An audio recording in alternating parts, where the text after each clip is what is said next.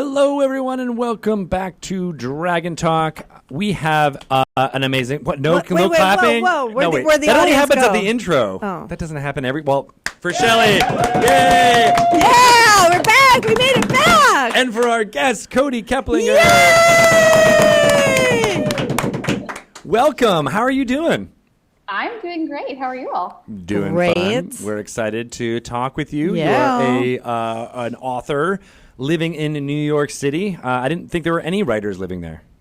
There's so many of us. It's weird. It's not like a place that I would picture like publishing would be popular. Right? Yeah. I'm sure it's very shocking. It's not as if most of the major publishing companies are located here. Or Weird. anything. I thought they were in Paris. Yeah. I Nashville? know, so Nashville? strange.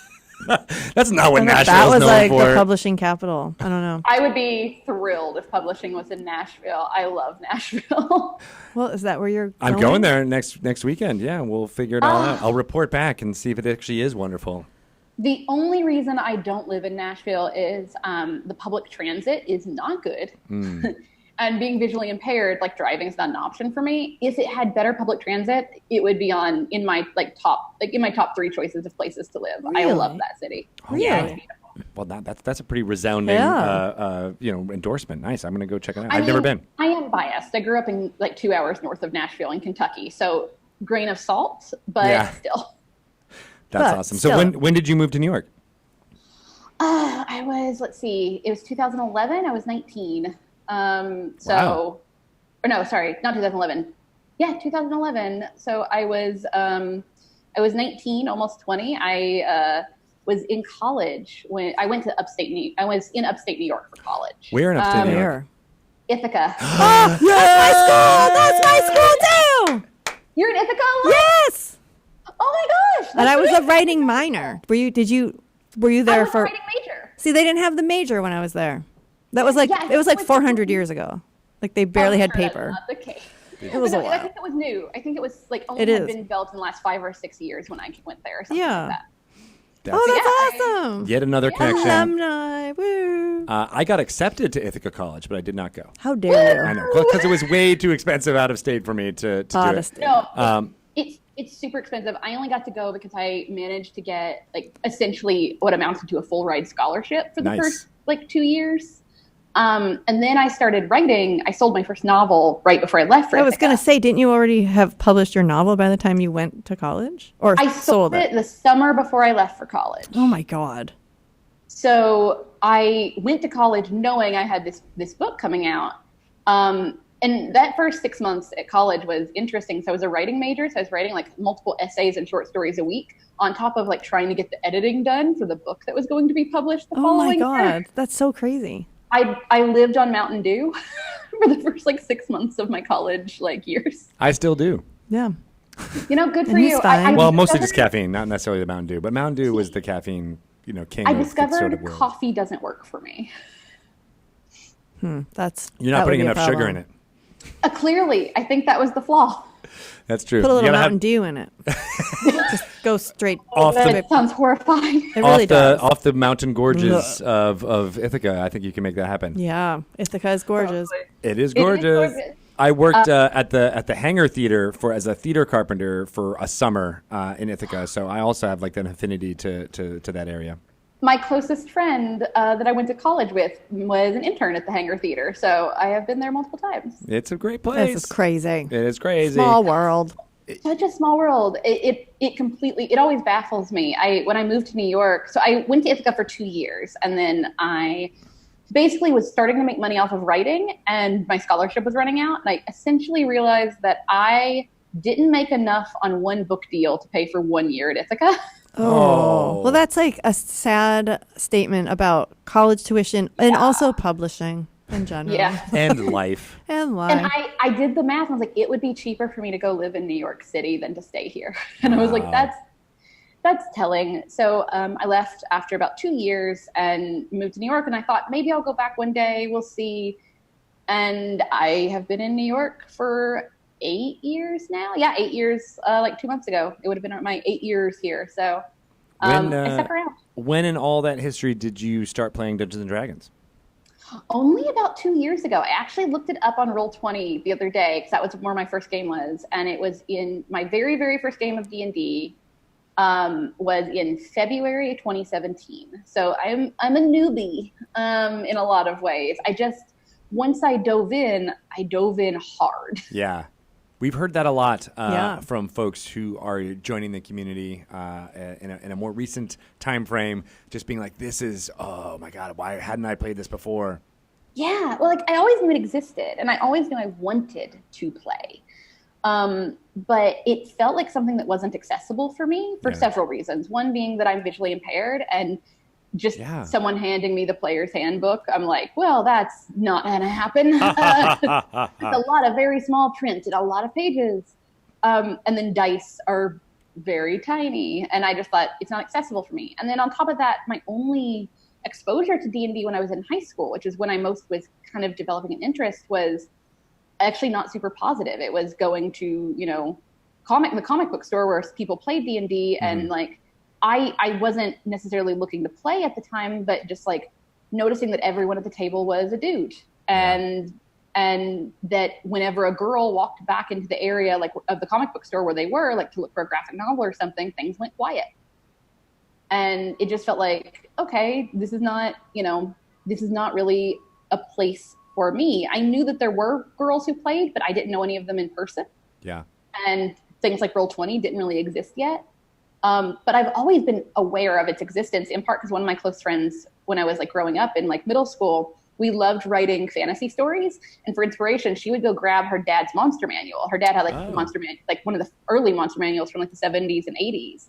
And she would go grab his monster manual, and we would pull monsters out of there for ideas for our fantasy stories. Oh, that's cool. That is cool. That's an excellent source. Yeah, it was a lot of fun. So I've always known it existed, and I always wanted to play. I just didn't think it was an option. And then I think it was, like I said, February 2017.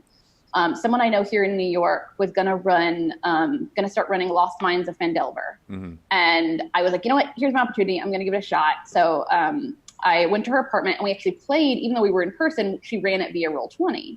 And unfortunately, that never really took off. I don't think we ever played again. But once I realized, like, oh, I don't have to roll tiny dice. Like this, there's a digital platform I can play on, and like there's things like D&D Beyond, and there's all these options for me that are going to make this more accessible. Once I realized that, it became an addiction. I never stopped. Yeah. So, I don't think we've ever spoken to someone who was visually impaired, and how those tools are used for folks like yourselves. So yeah, talk a little bit about that. How does it make it more accessible for you? Yeah, so I'm actually working on another article about this. I did a piece for the Mary Sue a few weeks ago about like the LGBT community in D&D, and I'm working on one now about blind players playing tabletop games. Because since I entered the sphere, I've actually, through circumstance and kind of randomness, met other visually impaired people who are really active in the tabletop community, whether that's specifically D&D or other types of tabletop gaming. And I realized that my way of doing things is not the only way. Shocker, I know. But there are so many ways that these blind players have found to make games accessible, not just playing, but running them. I've met blind DMs as well. Yeah. And so there's so many different things out there. For me, I tend to use digital platforms. So I use Roll20 almost exclusively for playing, because there's several things that does for me. The first being the ability to roll dice digitally and see the number, as opposed to a dice in my hand that I can't see. Which, that said, it's probably for the best that I can't see dice, because I am that person that if I could see them, I would spend way too much money on them. I would have I would want all the sparkly ones, all the ones with unicorns, all the black like gothic ones. It would be a problem. So probably for the best that it has worked out this way. So I play that way because I can do that. It also gives me a character sheet that I can edit manually and digitally, as opposed to having to write on paper. I can't see a real character sheet in person. Like, it's too small print for me. But on a computer, I can zoom in, I can change the colors, I can alter contrast, all of those things, and I can type directly onto my character sheet. And that makes things so much more accessible. I'm sorry if you hear minor squeaking in the background. My dog has just run in with her toy. Oh, cute pup. That's okay. She's a good girl. She'll probably make an appearance at some point while I'm speaking because she loves attention. She cast minor squeaking on you. Yeah, right? I love her. I love her already, and I can't even see her. So I guess so you're visually impaired, but not completely. Not completely blind. Right. I'm legally blind. So when you're manipulating the documents in a digital way allows it to be easier to read. Yeah. Yeah, and not just that, but like in Roll20, I can drag and drop my spells in from the compendium. Yeah. You know, like things like that, which are super helpful. D&D Beyond, I use a lot actually for one of the games I'm in. The GM really loves D&D Beyond and owns like all the books on there. So when we join the campaign, we have a lot of access to things, and it makes building a character so easy. Yeah. And I love that because keeping track of things in D&D Beyond is even a step farther as far as like accessibility. And so that's kind of the methods that I tend to use. The other thing that playing digitally offers though are maps. I can't see real maps, and real minis are so little. They're so tiny. But they're minis. I mean, they're called miniature things. That's right for it's a in the reason. name. Yeah. But on a digital platform, I can zoom in and zoom out. I can have the DM like alter the contrast on a map, or show me like, use a ping and to kind of show me exactly where we are if I for some reason can't see something. Change the token border to make it have more contrast so I can spot it. All of these things that when if I played in real life, I would need a lot of assistance. But when I play digitally, it's the amount of assistance I need from other people is so minor that I always let a DM know before I join the game, like heads up, these are the things you need to know about my visual impairment. 90% of the time, it doesn't even become an issue. Yeah. Because all the things that I have all the tools to make something accessible for me because I'm on a computer. Yeah. But other blind players do things differently. I've met multiple blind people who play in person, and they kind of use a combination of digital and analog. So they'll have an iPad in front of them, but they're still using dice. There are places like the Dots RPG project that do Braille dice. And so there's other options out there for blind players. And I shouldn't really be shocked, because the thing about being disabled is, when you are disabled in any kind of way, you're essentially living in a world that is just not made for you. It is made with the assumption of ability. Yeah. And so you live your entire life in a world that is made for people who have abilities you do not. But because of this, most disabled people have to be really resourceful and find ways to make the things they want work for them, or else there would be so many things that just wouldn't be an option for us. Mm-hmm. And so what I found the most when I find other members of the blind community in any hobby, not just D&D, any hobby, is that there's this amount of resourcefulness that's kind of awesome, where everyone has their own way of doing something. Everyone has their own process, their own routine to make something accessible for them. Yeah. And I think what's really cool about what you're describing is it's very much in the culture of Dungeons and Dragons too. Like if something isn't working for a certain player or a group, people just make it up. They house rule. They find the resources that they need to make whatever story or whatever thing or whatever players at the table feel comfortable. And so that's basically what people in the disabled community for tabletop RPGs are doing. They're just taking that DIY attitude and just applying it to playing. Yeah, and we are luckily in an age where that is becoming even easier, and publishers are starting to get more on board, and programs like Dots RPG are starting to think about these things as well. Yeah. So we're not just kind of left on our own, finding our own methods.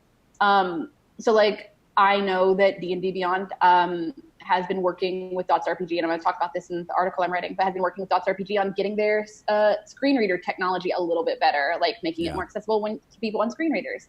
I actually, for research for the article, was so excited. I came across a link to a post that was on the D&D, the official Dungeons & Dragons Facebook, that I can't remember the exact connotations, but that you guys have managed to get something set up where you're working on essentially audio versions of the books for, I think it's the National...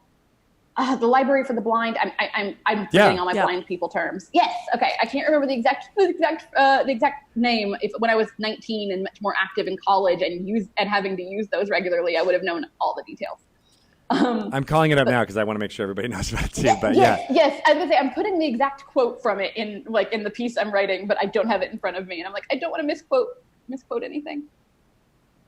But I was so excited when I saw that because I was like, this is awesome. This is going to bring D&D to so many more visually impaired players who, who don't have as much vision as I do, even for example, who maybe are completely blind and reading digitally isn't as easy, or maybe they don't like screen readers as much, and having an audio option that's actually narrated could be really useful. And technology, I don't think people always realize this. With audiobooks, technology has changed a lot. There are programs and devices that blind people use. I've used them. I had them when I was in college for this reason, where it'll be an audiobook, but like you can put in a specific page number or a specific header, and it will go right to that section. And you can place bookmarks, etc. It's really, really neat. And there's so much more going on in terms of accessibility for the visually impaired now, and the visually impaired and blind. And so I'm really excited to see that Dungeons and Dragons is kind of a part of that we're going to be able to see more blind people step into this world, because I know I've talked to other blind people where they had the same issue that I did when I was younger, with this assumption that there are these tomes full of rules and spells and these dice that are so little and these maps that are hard to see. This is not something I'm going to be able to do. Yeah. And the fact that that's not necessarily going to be the case now is really exciting. Yeah, I mean, I think, well, first of all, the group that we've been working with is the National Library Service for the blind and physically handicapped. Yes. And they recently released the Player's Handbook in a fully navigable audio form.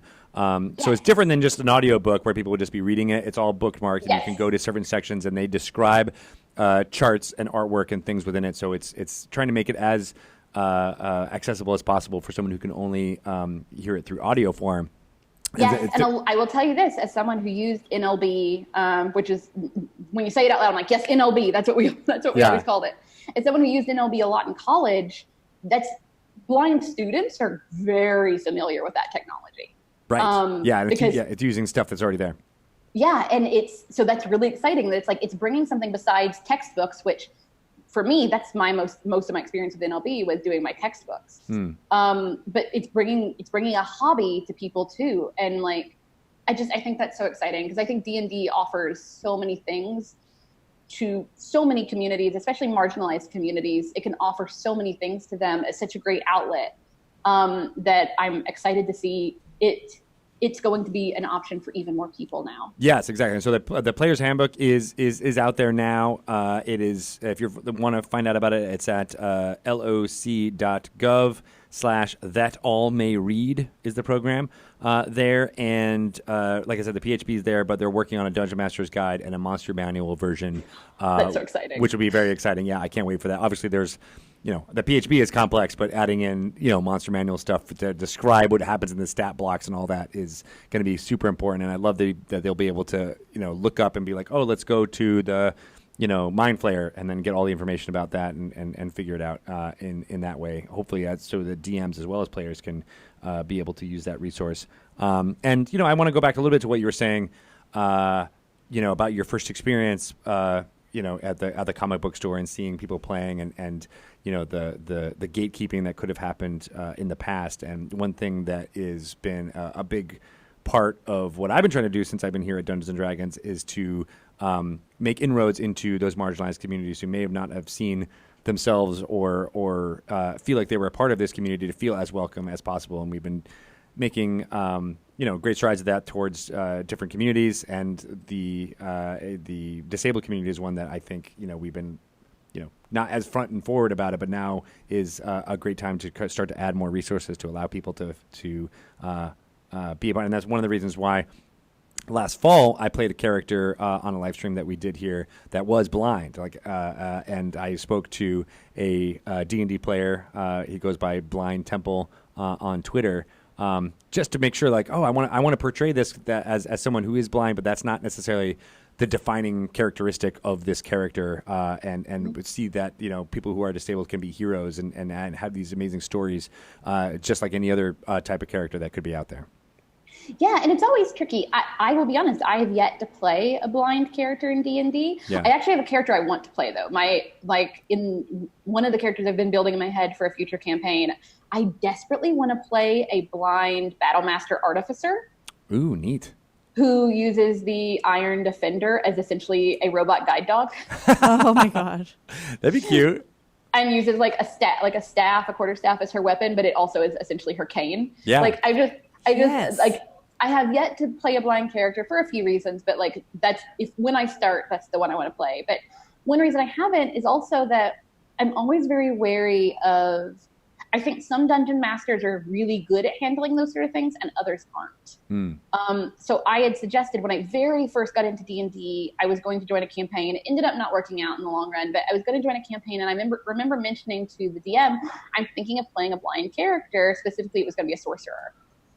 And the DM was like, yeah, sure, you totally can. We'll come up with like some special like homebrew like things to like basically homebrew magic to make it easier to make you so that you can like see magically. And I was like, no, that's kind of not the point. Never mind. Don't worry about it. Because that is a common trope that I see used a lot that I'm very wary of, which is the disabled person who has magical cures. And for me, like with blind characters in particular, because that's where I come from, I don't want a blind character I play to have, if they have magic, that's fine, but the magic needs to not make it so they can see. The way I kind of put it to someone recently is, because I always play like gay characters as well. I'm gay and I always play lesbian characters typically. D&D is how I figured out I was a lesbian. Fun story. Oh, really? But yes. Yeah. But well, we'll get back to that. Yeah, for sure. But the way I would put it to someone once, I was like, having a blind character who has magic that makes it possible for them to see sometimes is kind of the same as having a gay character whose magic makes them straight sometimes. Oh, yeah. And I'm like, there are alternatives. Like, for example, my idea with like the blind artificer and the idea of an Iron Defender that's a guide dog, basically. That's an option that is going to make life a lot easier for that character, but it doesn't take away the fact that they're blind. And I remember telling someone this, and they were like, well, what superpowers or what magical abilities don't negate blindness? And I'm like, super strength, super speed, teleportation, telepathy. And I just started naming off all the like common superpowers, and they were like, oh, you're right. Because in a lot of people in their head, if you have a blind character, the only type of magic or abilities that they can have are going to be ones that make it so that they're not blind or make it easier for them to see. Yeah. See also Daredevil, right. You know? Right. And to me, that's completely it goes against the point. Like if I'm going to play a blind character, they're a blind character. Yeah. And that's a part of their life. And they're still super capable. They can still keep up with the rest of the party. But just like, I mean, I play Drow a lot, actually. I love Drow. Drow are like my favorite race to play. But I play a Drow who, like, in some ways is the closest I've come so far to playing a visually impaired character, because when it is sunny outside, I can't see. Exactly. And that's not usually an issue in a lot of games because we're in a lot of dungeons where it's not sunny. But I still, so usually mechanically it's never an issue, also because I'm playing a sorcerer, so the disadvantage element doesn't really come up much. And that's fine. But I roleplay that as when it's bright, like she's light sensitive, she has a harder time seeing, etc. Yeah. And I played a blind healer, which was interesting because It was like touch. You know, almost all the spells were touch based. I'm like, oh, that made a lot more sense because you'd have to, reach out and imbue, the powers of your god through something that a blind person would be able to do. Oh yeah, believe me, I've thought about this a ton because I've been thinking about the mechanics of how you would play like blind magic users. Yeah, because targeting is the hardest part to kind of think about. Yes, because the rules specifically say that you can see, and I'm like, that might be a challenge. I mean, if I was DMing it, I would probably homebrew something like that you can see, or like maybe there's a perception roll or to perceive, see if like you hear it, like that you can hear it, or that you can perceive, etc. But yeah, touch. I've thought about that a lot too. Like all the touch spells. Well, that's fine. That works. Exactly. So it would be easy. It would in some ways be pretty easy to play a blind cleric.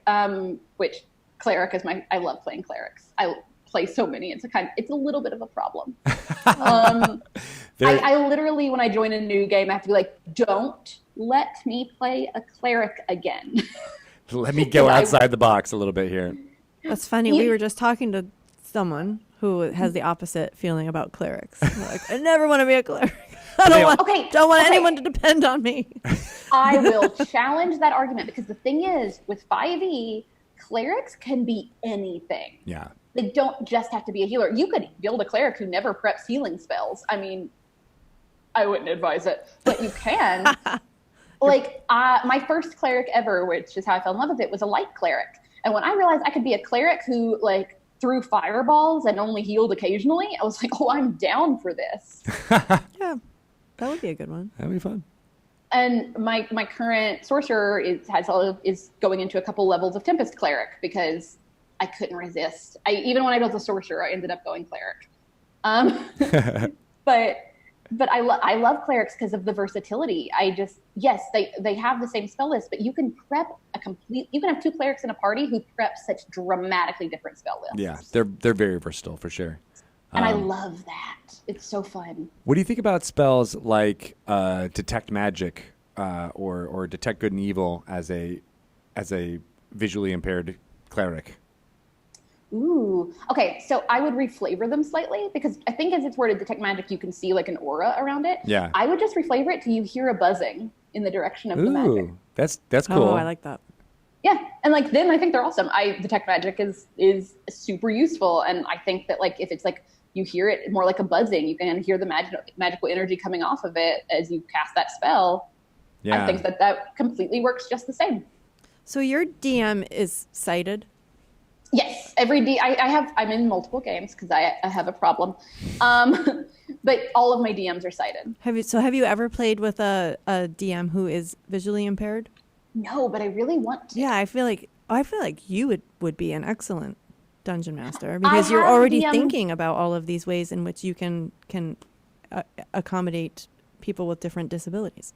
Oh, thank you. I actually have DM'd a little bit in a few different systems, only a little bit in 5e so far. I admit I find DMing in 5e slightly daunting, although I've dipped my toe in through running modules, which I find really helpful. Yeah. Yeah. Because then I have kind of all the pieces in front of me, and I'm like, okay, I see how this all works, which is really nice. And actually, it was through dipping my toe into modules that I started realizing how much more inclusive the entire world of, especially the Forgotten Realms, has really become.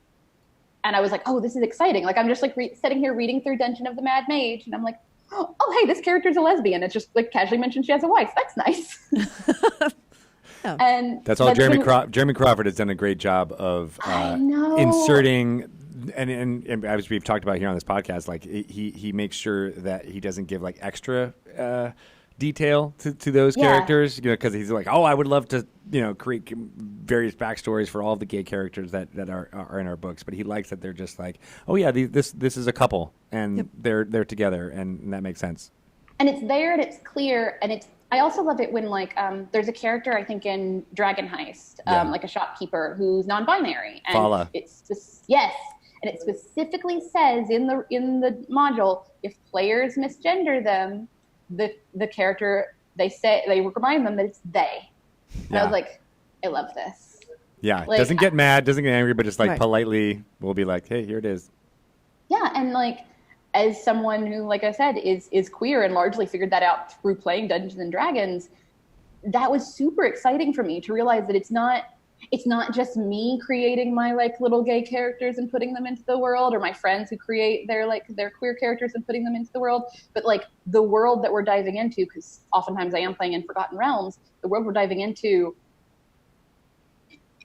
it's populated, and we are not alone in that, and that's really exciting as a player. Yeah. So how did playing Dungeons and Dragons awaken you? Yeah, it's always a funny thing to say that, because people are always like, "That's new." Yeah, we've heard a lot of how D&D has impacted people's lives, but I think this might be the first. I think you may be right. Yeah, it was a combination of D&D, but also other tabletop games too. I'll say it was just getting into kind of the mode of playing tabletop. Yeah. So role I playing knew in general. yes, I knew that I was not straight, but it was something that I'd never allowed myself to explore. Like I thought maybe I was interested in women, but also still interested in men. But it was something I'd never let myself explore. I don't think I was internalized homophobia so much as just, I had this idea in my head that if I was gay, I would know for sure, because so many of my queer friends have known since they were very young, and I didn't. So I thought, well, maybe I'm not, maybe I'm just like, maybe I'm just questioning, and I don't really want to put any woman in that position of like, I'm just questioning. I don't want anyone to feel like an experiment. So I'm not going to engage with that part of my like identity. And then I started playing tabletop games, and I created literally every character but one that I created in a tabletop game ended up being a lesbian. Ended up being like, it wasn't part of the original character description, but through play you discovered it? Yeah. Interesting. Yeah. One of the characters I played for almost 2 years, when I wrote her backstory, she had a girlfriend in her backstory, like an ex-girlfriend in her backstory. But I, in my head, had thought she was going to be bisexual. And then through playing her, it became very blatantly clear she was not. And then over time became very blatantly clear neither was I. One of my friends who has played many games with me kind of at some point goes, there might be a reason you only play lesbians, Kody. But it was through playing these characters and engaging in their feelings about like their romantic feelings for other women.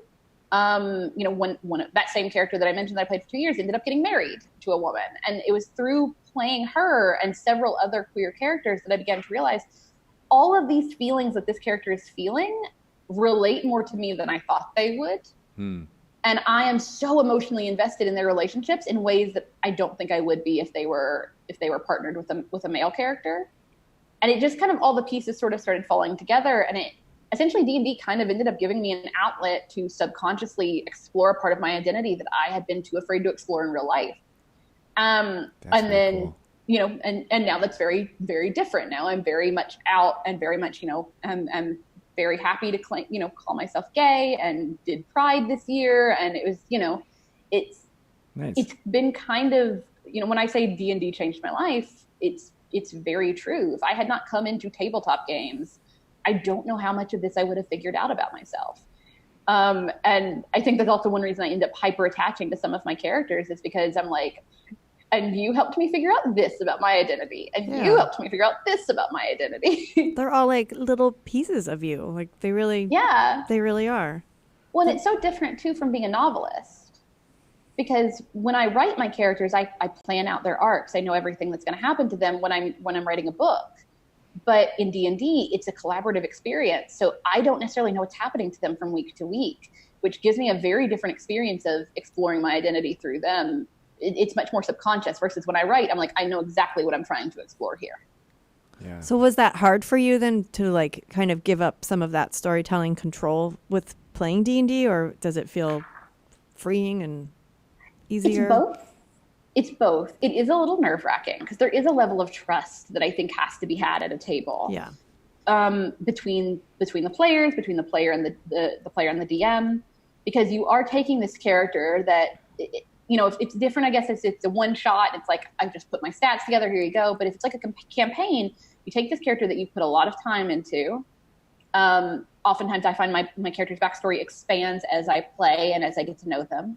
So you're taking this character that you've put a lot of work and effort into, and you're essentially putting them into other people's hands and saying, I hope this works well. Not just the DM and the players, but also the dice. That is the scariest part, is that even if the DM and the other players, like everyone has a great cohesion, and this is like a great collaborative storytelling process, the dice can still screw you over. And that's part of the fun of it. And that's part of the risk. And so there is a lot of trust, I think, that has to be had for that to work. But for me, at first it was daunting because I see all the different storytelling paths a character could take that in my mind would make a satisfactory narrative, because I think about this when I write books all the time. But I don't get to have that power, and it's not in any one person. It's in how the story progresses. And that is both exciting and scary. And think that's probably why I love it so much, because writing a novel is a very, very solitary, very isolated experience. I mean, I work with an editor too, but like I usually have a draft done before my editor dives in. I've told the full story. I just now get to go back and change it. Yeah. With D&D, things don't get changed. You play, and you know, you don't get to necessarily go back and say that thing that happened 4 sessions ago, I'm going to edit that to make that more exciting, you know, like you do in a book. And basically I think I love D&D because it marries my two loves: writing, you know, which I do for storytelling reasons, and theater, which I did a lot when I was in high school and college. And so I kind of get to marry the two things, the two art forms that I have always loved most, in a game form. So that's a really exciting process. It's a challenge, but in a good way.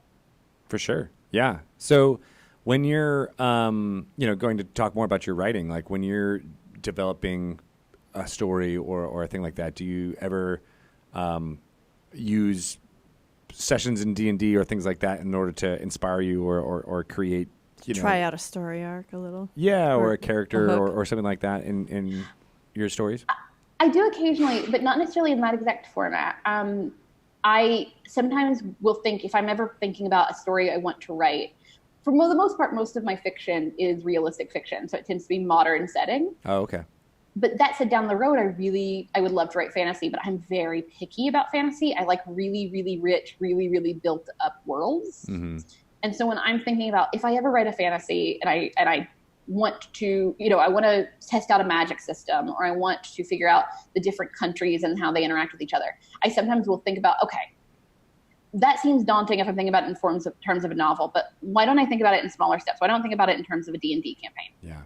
Like if I was building a homebrew setting for D&D, I'll go through the spell book. What spells would exist in this world? Like what kind of classes would exist in this world? Would there be wizards? Is magic something you can learn versus is magic something that comes innately? So I start asking myself those questions and kind of think about like how they would work in terms of the game, whether it's D&D or any other tabletop game. But I find that that's a good place for me sometimes to start, because my brain is so wrapped up in D&D often that if I look at it in terms of, okay, if I was doing this in a game, how would I make this work? And then sometimes as far as writing stories and stuff goes, I do occasionally think, like, if I'm struggling to develop a character, I'm like, why am I struggling to develop this character? But I have several possible D&D characters in my head that I feel very fleshed out.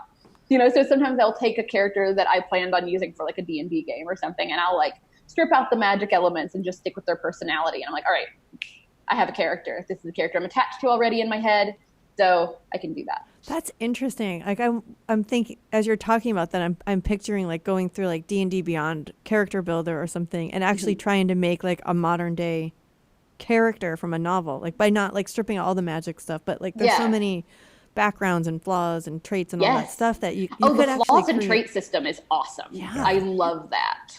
I love that. That's a good idea. Right? Instead of doing random character generator for D&D, you should do a random novel character.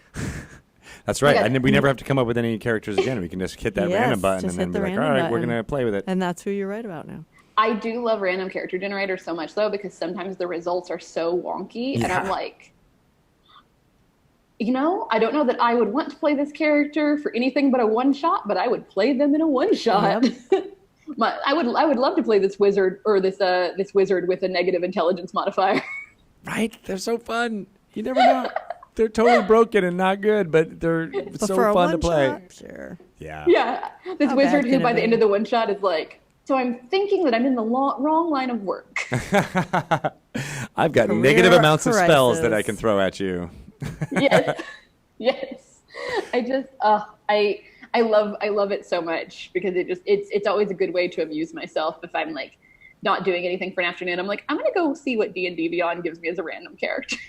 And put him in there. But, you know, I like what you're saying about fantasy and thinking about it like a game world.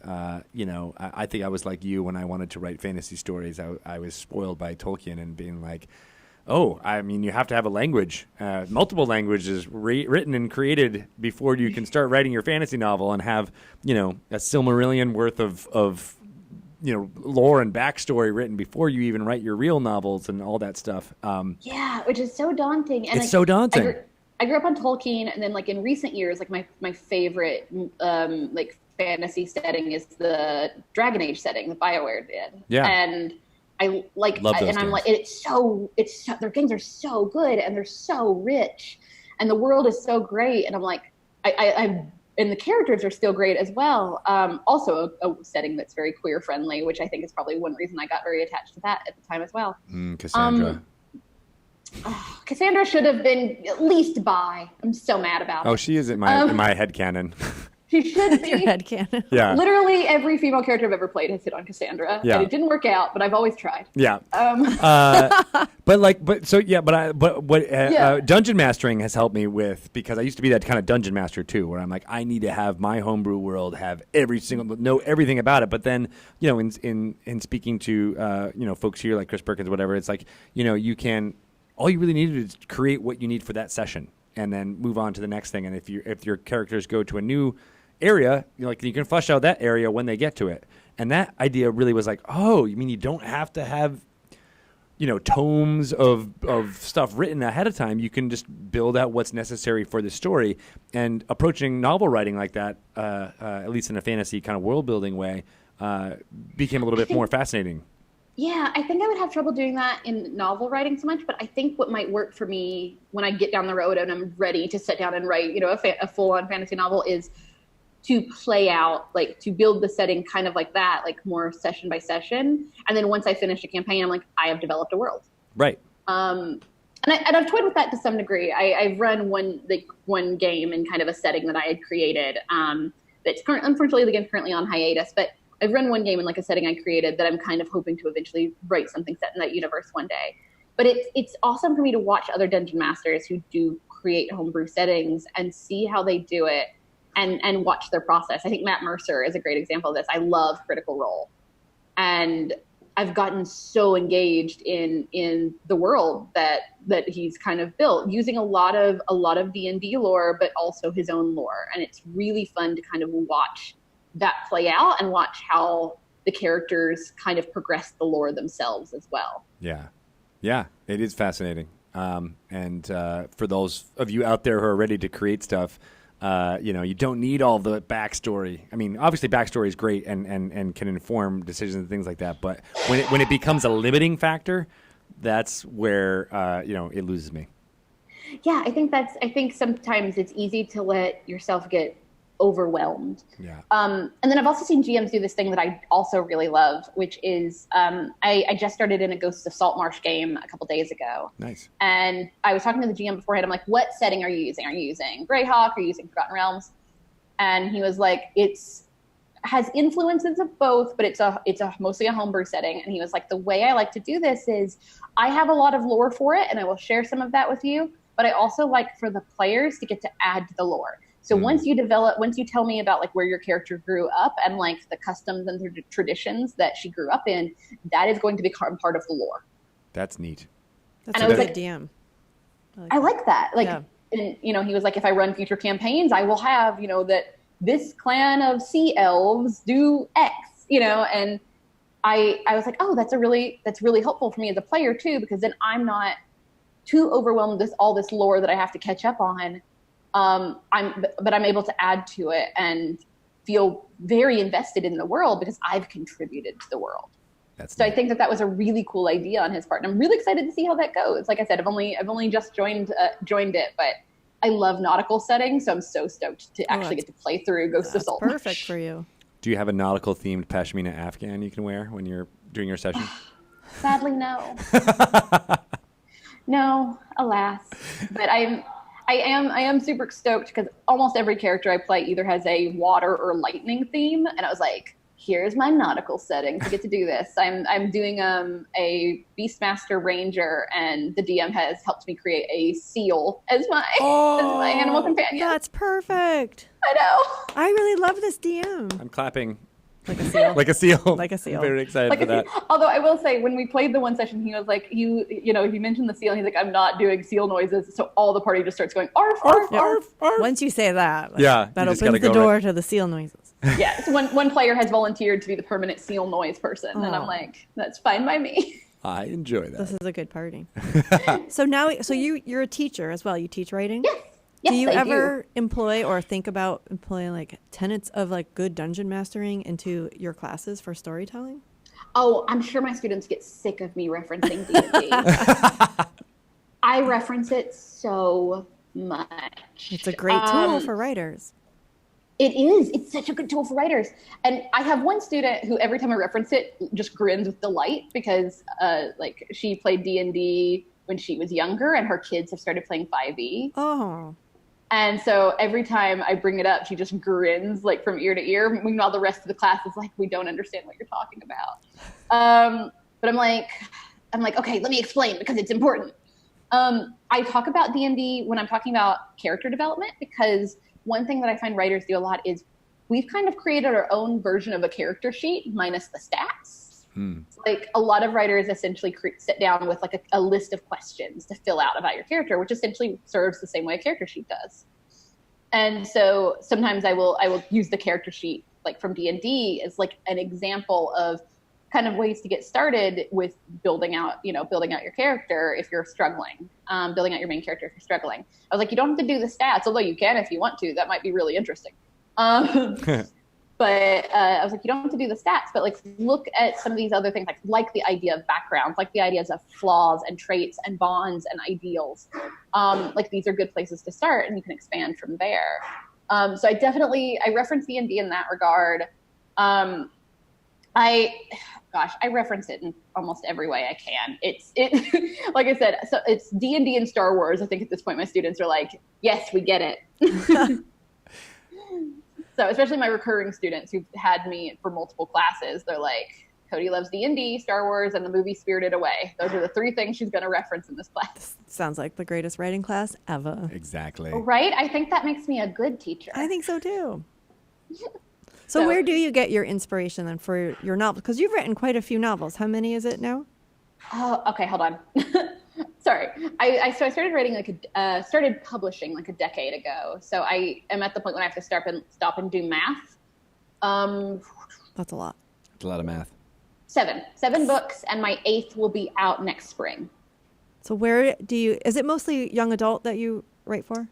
Mostly, although I've written one book for like middle school age readers, like ages 8 to 12. Okay. And then my next book, the one coming out in the spring, is also for ages 8 to 12. Cool. So where do you find your inspiration for those books? Literally everywhere. Through life. It's one of the most difficult questions to answer because every book has had a different like spot of inspiration. It could be a song. It could be a conversation I overheard on the subway. It could be an article I read. My most recent book had some unfortunate inspirations because my most recent book is called That's Not What Happened, and it's about the aftermath of a school shooting. Ouch. And from the point of view of survivors, in which the person who actually did the shooting, his name is literally redacted throughout the entire novel. You never learn the shooter's name. And I did that on purpose because the thing that had inspired that book was seeing how we as a society cover tragedy, how we talk about tragedy, and how oftentimes when we talk about it, we end up focusing on the perpetrators of these crimes and not the victims or the survivors left behind. An easy example would be if I brought up Columbine right now, most people can name the 2 shooters, but can't name a single one of the victims or the people who survived who were in the library. Yeah. And that stood out to me in part because I'm guilty of it. It was a thing where I was like, oh, I'm culpable in this. And that bothers me. So the inspiration for that book was in some ways me trying to figure out, like come to terms in some ways with how we as a society talk about tragedy and the impact that can have on real people. And that's oftentimes when I'm writing anything, it's because there's a topic that I care about that's on my mind. And for me, writing helps me explore that topic in a way that is somewhat safe. That's fascinating. Like D&D. Yeah, exactly. It's kind of the exact same reason I play D&D. Exploration, yes. Yeah. The difference being like with writing a novel, it's a much more personal, much more private experience versus with D&D, it's a kind of communal storytelling process. Very cool. This is all fascinating. I feel like we've covered so much ground. I know. Now I want to go back and like dig into all of it. Yeah, I know, right? But you've had a storied career telling stories, and we didn't even get to cover what it was like living in New York. I lived there for 10 years. Shoot, that's right. You were so excited. I know. I was so excited. He was so excited to talk about that. I think we may have managed to get through the whole interview without another siren. I know, Maybe? right? There was one. There was one there. But yeah. So where do you live in New York? Where's your neighborhood? I am on the Upper West Side. I'm just above Hell's Kitchen. Oh, nice. All right, that's a good area. Clinton is what so they call it. No one calls it that. I know it's on the map though. I'm always like, why are they? No one calls it Clinton. I think there was like maybe some sort of rebranding they tried to do. Like, well, Hell's Kitchen sounds unpleasant, so we're gonna call it Clinton. I'm like, literally everyone calls it Hell's Kitchen. It's fine. It sounds Will cool. always be Hell's Kitchen. Yeah. Well, It's and especially always now gonna- with it being in the Netflix shows on the Marvel Netflix shows, like with Daredevil and whatever, like they kind of went deeper into the Hell's Kitchen, legendary. Exactly. Like, so I'm very, very far west, so very close to Hell's Kitchen. Nice. Well, that's a pretty good area. It is. I really like it. Before that, I lived in Washington Heights, which I loved. Yeah. I loved it up there. But Hell's Kitchen is a little easier to get places. So, I traded off what I feel like was such a good close-knit community, which I loved, for ease of access in some ways. I waffle sometimes. Sometimes I think maybe I should go back up to Washington Heights. We'll see. Yeah, it's a beautiful area. Lots of colorful folks, and of course, my biggest connection to it is the musical in the Heights. Yes. Okay. So I heard I heard the music from In the Heights when I was going to school in Ithaca long before I moved to Washington Heights. And then when I moved to Washington Heights, I was on 181st Street right off the A train. And the opening lines of In the Heights are about that escalator going up from the A train. And it was kind of surreal because I was like, oh, I know what this song is about now. Yeah, right. This is a real place. Yeah. Yeah. And this, like, that escalator, which is massive. It's like this ridiculously long escalator, like the longest escalator I've ever seen. And it feels like you're miles underground. You're like, how did we get that far underground? I didn't know we were there. How did this happen? Yeah, it's kind of funny, but In the Heights was great. Hamilton's great. I used to walk around Washington Heights just sort of like walking my dog, just sort of hoping I would run into Lin-Manuel Miranda. Like, I know people who have. Some of my friends who lived up there were like, oh yeah, I see him walking his dog every day. I'm like, why haven't I? I also have a dog. Right, that's how you meet people, with your dogs. It's true. It's true. And yet I haven't. I do think me being blind has been a disadvantage. There is a chance I have passed him on the street and just was too blind to know it. Maybe your two dogs were even, meeting sniffed. and talking and sniffing, and you didn't even know. Your dog might know him. You don't even know. Yeah, Corey is over here like, Corey. I don't know what you're talking about. I've met them several times. So I've definitely sniffed their shoe at some point. I'm like, why didn't you tell me? No, I'm convinced because all of my friends here in New York are like, oh, I see celebrities on the street all the time. I'm like, I've never seen a single celebrity. And they're like, Kody, don't know how to play this, but that might be because you're blind. And I'm like, hey, that's fair. I could be passing celebrities literally every day and just not know. Just not know, right? And if you don't recognize voices and they're not talking, yelling loudly into their, Bluetooth headset. Their most known character's voice. Yeah. You're right. Exactly. I recognize voices. So if they're not talking directly to me, I'm not going to know. Yeah. Heck, and even then, I need to probably talk for a couple minutes. Like, I could have been asked for directions by super famous people, and I would just have no idea. And they loved it because they're like, oh, usually we get, fawned over or whatever. And they're like, oh, she just gave me directions. What a great person. With her dog. No, I always think of that as kind of this hilarious thing because I've been in a position. One of my books was adapted to film, so like I've been on a movie set, I've been on red carpets, but here in New York City, it's like I never see famous people, right? And everybody's just like, I guarantee you have, and you just don't know. Well, like I've had friends who've been here 2 weeks and have passed like Zac Efron on the street or something. Some people just seem to have an eye for it too. Yeah. Like I was never that person. I but don't recognize anybody. Speaking of, the only really exciting person that I wanted to ask you about, who was on the Duff, was Mae Whitman, who I love her. She is a favorite person of mine because she voices Tinkerbell in the Tinkerbell movies. I was gonna bring that up because I was listening to one of the episodes the other day where you talked about the Tinkerbell movies. They're so good. Yeah. They're so good. And is she as adorable in person as she is in those movies? Yes. So I have a fun story about Mae Whitman. When I wrote The Deaf when I was 17, years before the movie was even a thing, she was kind of who I had in my head for the main character. No. Really? Yes, which the film company, so I had no say in the movie. I want to make that super clear. I was not involved in the movie at all. I got to go to set and I got to go to the premiere. That was the extent of my involvement. So they had no idea. The production, like the crew who made the movie had no clue that she was who I imagined as the main character. But I posted it on my blog and everything, like back in 2010. When people had blogs. The only two people, right, when blogs were still a thing. The only two people I could imagine as that main character were either Mae Whitman or Ellen Page. Oh, yeah. Like both of them kind of had a vibe that I liked. Yeah. And so I've grown up following Mae Whitman because my mother was obsessed with the movie Hope Floats when I was little. And she plays the little girl in Hope Floats. Wow. So I followed her for a long time. So then my agent called me when the movie was happening and everything and they were starting to do casting. My agent called me and was like, so you're not going to believe this, but they've cast the main character. And I'm like, oh yeah, who's it going to be? And she's like, Mae Whitman. And I'm like, you're messing with me. And she's like, nope. So, of course, once we told CBS Films, like, I've actually always wanted her to play the part. They were like, say that in every interview. That's a great thing to mention. Right. Like, Yes. That looks great. That's good PR. Like, yeah, exactly. But she is awesome in real life. She's very funny. She has one of those personalities where, like, you know those people where when they're talking, literally all eyes are on them? Yeah. Like, she has one of those personalities that anytime she would stop and tell a story, literally everyone in the room was watching her. Yeah. And, like, she was so sweet and so friendly and funny, just as funny in real life as she is, like, in movies. And she was so great. I was so thrilled. She and Robbie Amell, who played the other lead, both were just so nice. And I was so thrilled to get the small opportunities I had to interact with them. That's so cool. Oh, that's awesome. What a great story that she was what you were imagining and then ended up happening crazy. for real. You conjured it up. I feel like we have to close this down, but there's so much more I want to ask you about, like, what's it like to see a story that you made up actually then get made into something, larger than life. I mean, without having the involvement in it too. Yeah, Hope right. for the best.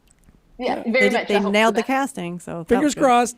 Yeah, the movie, it's so fascinating because I love the movie. The movie is fantastic, but it's so different from the book.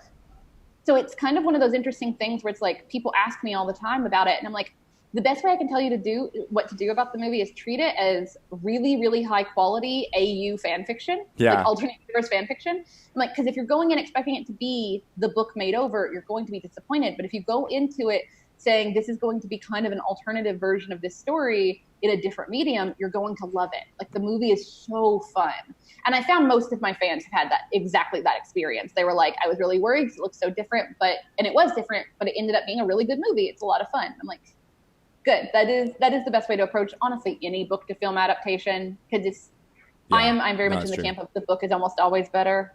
And I think a lot of times the book is almost always better because you're going in expecting the movie to be like the book. Yeah. But if you go into it expecting that this is a different medium, this is a different storyteller's take on a similar subject matter, I think it oftentimes lends itself to being a more pleasant experience watching the movie, and that you could enjoy it because it's a different medium. It's a different way of telling a story. Yeah. And for sure, I mean, it must be similar to like a D&D writer creating their adventure and then like hearing about what crazy thing happens when someone's running at their table. They're like, well, it's very different from the way I wrote or conceived of this story, but I'm so excited that you got to experience it and add your own flavor and make it, something just as awesome. I'm sure if those if everyone who wrote Dragon Heist heard how I played through Dragon Heist, they'd be like, that was not how I expected that to go, but okay. Yep. Yeah, that's an option. Follow your bliss. Yeah.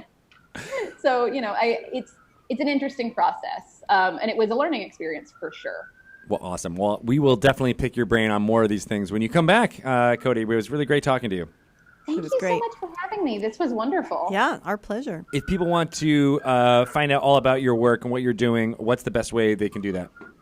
So probably the easiest way would be to go to my website, which is KodyKeplinger.com. That's Kody with a K. Or I'm like doing hand gestures, like making a K off camera. For some reason. And or Twitter, where I am Kody_Keplinger. Mostly all I tweet about is D&D and my dog, but occasionally I do updates there as well. Okay. Well, I mean, that's Two like 90% excellent of our audience. topics. Yeah, right? Dogs, and people who like D&D. Yeah. Right? We're very Exactly. popular with the pets. The Mostly pets love us. but dogs too. Oh, I will tell you this. I don't think my cat loves you because D&D, every time I sit down to play session D&D, here comes my cat putting his claws in my legs because I'm not paying attention to him. Oh. Ouch. My Throw dog some is dice much- down. Cats seem to really like dice, though. I'm sure that's not a bad idea. I do have some D6s at home. Maybe next time he's annoying me, I'll just throw a D6 on the floor Yeah, and he see what might. happens. They'll just like bat it around for a little while. Yeah. They just like rolling dice. That's probably what your cat is telling you. Let me roll the dice for you. Let me play. Let me play. And then if you put a laser pointer on the dice, then you're good to go. Oh yeah. Oh, that would Or that on would the work. map. That's how you get the cats to go. I have been known to, right before a D&D session starts, just pull out catnip and be like, here, take it. Entertain yourself. Yeah. It's like you're going on a plane ride or Party. something. Yeah. Yeah. Exactly. Awesome. value. Well, thank you so much, Kody. Yeah, you've been fantastic. I love it. Thank you. We'll This talk was soon. lovely. All right. Say hi to everyone in New York for me. Yes, I will. I'm sure we know everyone the same. It's such a small town. Exactly. All right. Take it easy. Bye-bye. Thank you, Kody. Bye. Thank you, everyone who's been watching us on the Twitch. All day, pretty for much. all day. I know you get to take off now, but I'm going to talk to Mr. Chris Perkins about some more fun lore segments, and we'll make that Sounds happen. fun. Okay. All right. I'll give up my seat. Bye, Shelley. Bye-bye. We'll be back in just a couple minutes.